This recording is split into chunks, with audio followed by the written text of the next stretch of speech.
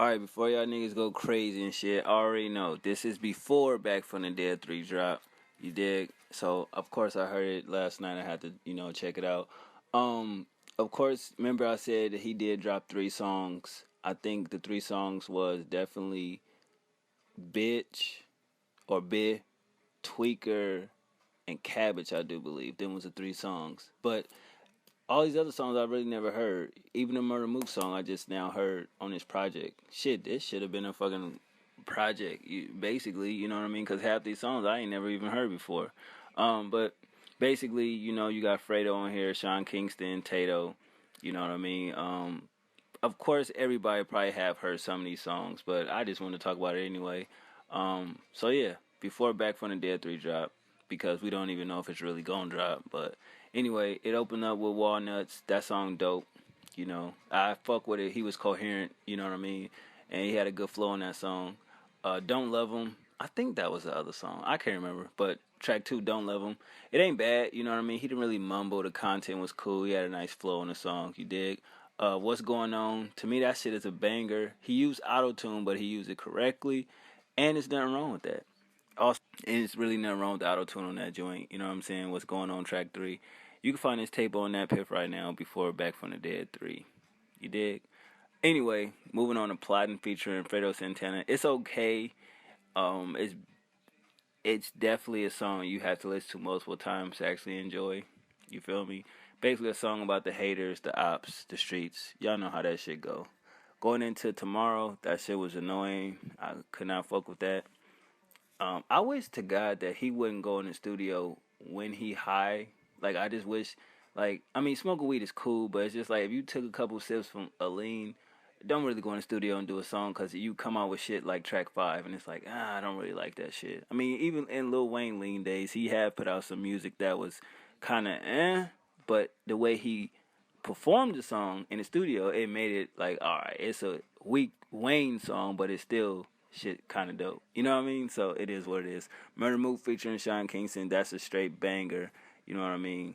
The song track 7, Bitch, basically. The song grew on me. It's kind of like a little anthem. If you really listen to it, he basically saying, bitch ain't taking my money. And I fuck with that. You know what I mean? Because I think a lot of chicks get it fucked up. I definitely believe it's still a difference between women and bitches will always try to take your bread.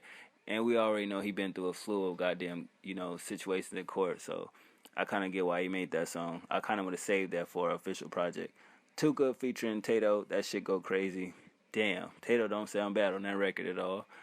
Going into Tweaker, it's definitely a solid song. That beat is crazy. Motherfuckers do be tweaking though.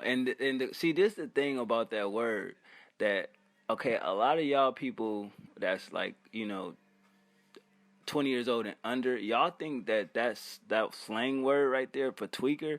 Like, we used to say that shit when I was a teenager in the Bay Area. Like, man, you tweaking, nigga. Like, the fuck? Like, that's how we used to say it. A lot of that shit, like, we used to say blood, not on no gang shit. You feel me? It's just a lot of shit that now I know it's slang that is used differently, and it's like some form of disrespect sometimes. But tweaking, that shit to me is not new. That's why I laugh and say that shit. Like, man, I said that shit 15 years old. Like, what were you tweaking? Like, y'all niggas tripping.